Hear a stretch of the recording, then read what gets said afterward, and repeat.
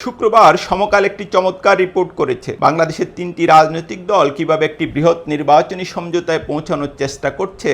সে রিপোর্টে তার বিস্তারিত বিবরণ রয়েছে। সাজিদ টকের অন্তত দুটো ভিডিওতে আমি এ ব্যাপারে কথা বলেছিলাম। থিওরিটা এমন যে জামাত, ইসলামী আন্দোলন এবং এনসিপির মধ্যে একটা বৃহৎ নির্বাচনী সমঝোতা হবে। জামাত এককভাবে নির্বাচন করবে, ইসলামী আন্দোলনের নেতৃত্বে ইসলামপন্থী দলগুলোর একটি জোট হবে, অন্যদিকে এনসিপির নেতৃত্বে মধ্যপন্থী কয়েকটি দলের একটা জোট হবে। এরপরে এই তিনটা জোটের মধ্যে নির্বাচনী সমঝোতা হবে। এটা আসলে বলা যতটা সহজ, করা ঠিক ততটাই কঠিন। তবে থিওরিটা এমন যে মনে করেন কোনো একটি আসনে জামাতের প্রার্থী থাকলে সেখানে এনসিপি বা ইসলামী আন্দোলনের যে জোট তাদের কোনো প্রার্থী থাকবে না। সেক্ষেত্রে ওই দুই জোটের কর্মী সমর্থকরা জামাত প্রার্থীর পক্ষে কাজ করবেন। অন্যদিকে কোনো একটি আসনে যদি এনসিপির প্রার্থী থাকে সেখানে ইসলামী আন্দোলন বা জামাতের প্রার্থী থাকবে না। আর ইসলামী আন্দোলনের জোটের প্রার্থী থাকলে সেখানে জামাত বা এনসিপির প্রার্থী থাকবে না। এরকম একটা তত্ত্ব নিয়ে কাজ হচ্ছে এবং কাজটা যেটা আমি এরই মধ্যে বলেছি খুবই জটিল কাজ। কিন্তু ঠিক দুটো কারণে এই দলের নীতি নির্ধারকরা এরকম একটা জোটের প্রয়োজন মনে করেন। আমরা যেটা জানি যে বাংলাদেশের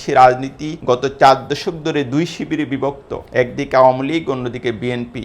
আওয়ামী লীগের সাথে আওয়ামী লীগের সমমনারা, বিএনপির সঙ্গে বিএনপির সমমনারা। কিন্তু 5ই আগস্টের ভূমিকম্প বাংলাদেশের রাজনীতি সে পাটাতন পাল্টে দেয়। আমরা যেটা দেখি যে রাজনীতির ময়দানে যারা দীর্ঘদিন মিত্র ছিলেন তারা পরস্পরের মধ্যে অনেকটা সাংঘর্ষিক অবস্থানে চলে যান এবং এটা আসলে কোনো অস্বাভাবিক পরিস্থিতি নয়। বাংলাদেশের রাজনীতির মাঠ থেকে আওয়ামী লীগের যে অনুপস্থিতি সেটা এই পরিস্থিতিটা তৈরি করেছে। আমরা যেটা জানি যে আওয়ামী লীগের রাজনৈতিক কার্যক্রমের উপর এখন সাময়িক নিষেধাজ্ঞা দেওয়া হয়েছে এবং খুব একটা নাটকীয় কিছু না ঘটলে আগামী নির্বাচনে আওয়ামী লীগের অংশ নেওয়ার সম্ভাবনা খুবই কম। এই প্রেক্ষাপটে নির্বাচন হলে বিএনপি জয়লাভ করবে এমন একটা কথা এরই মধ্যে উঠে গেছে।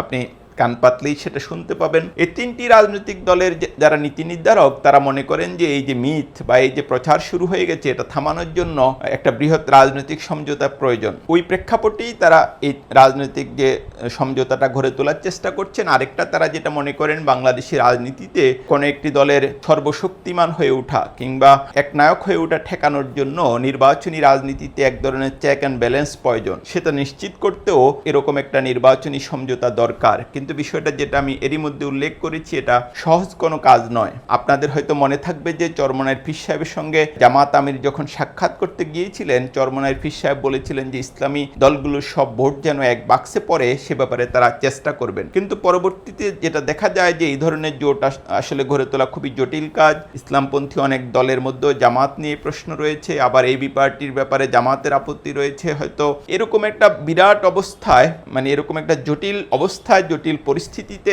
তখন জোট গড়ার চিন্তা বাদ দিয়ে নির্বাচনী সমঝোতার বিষয়টি সামনে আসে এবং জামাত, ইসলামী আন্দোলনের একাধিক নেতা এটা নিশ্চিত করেছেন যে এরকম একটা নির্বাচনী সমঝোতার চেষ্টা চলছে। কিন্তু এনসিপি আসলে ঠিক কতটা সেই জোটে থাকবে সেটা এখন নির্বাচনী সমঝোতায় থাকবে সেটা এখনই নিশ্চিত করে বলা যায় না। আমরা যেটা দেখি যে এনসিপির মধ্যে একটা আদর্শিক দ্বন্দ্ব রয়েছে। এখন এরকম জোট যদি গড়ে ওঠে বা নির্বাচনী সমঝোতা হয় তাদের যেটা প্রধান কাজ মনে করে তারা মনে করে সেটা হচ্ছে যে বিএনপি যে জয়লাভের যে একটা রব উঠেছে সেটা ভেঙে দেওয়া এবং তারা বিশ্বাস করে বাংলাদেশের রাজনীতির যে ভোটের সমীকরণটা সেটা এখন কি অবস্থা আছে সেটা আসলে কেউ জানে না। কারণ 40% মতো ভোটার রয়েছেন যাদের বয়স 35-এর নিচে, তারা আগে কখনো ভোট দেননি। ওই অর্থে তারা কোন দিকে যান সেটা একটা গুরুত্বপূর্ণ প্রশ্ন। বিএনপি নেতা কর্মীদের আচরণ নিয়ে সাধারণ জনগোষ্ঠীর মধ্যে এক ধরনের অসন্তোষ এরই মধ্যে তৈরি হয়েছে, সেটা একটা বড় প্রশ্ন।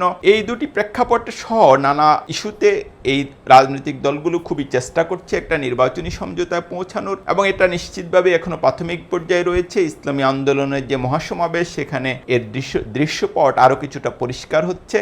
সব মিলিয়ে বাংলাদেশের রাজনীতি সম্ভবত আবারও ওই যে নির্বাচনী সমঝোতা এবং জোটের রাজনীতির দিকে এগুচ্ছে।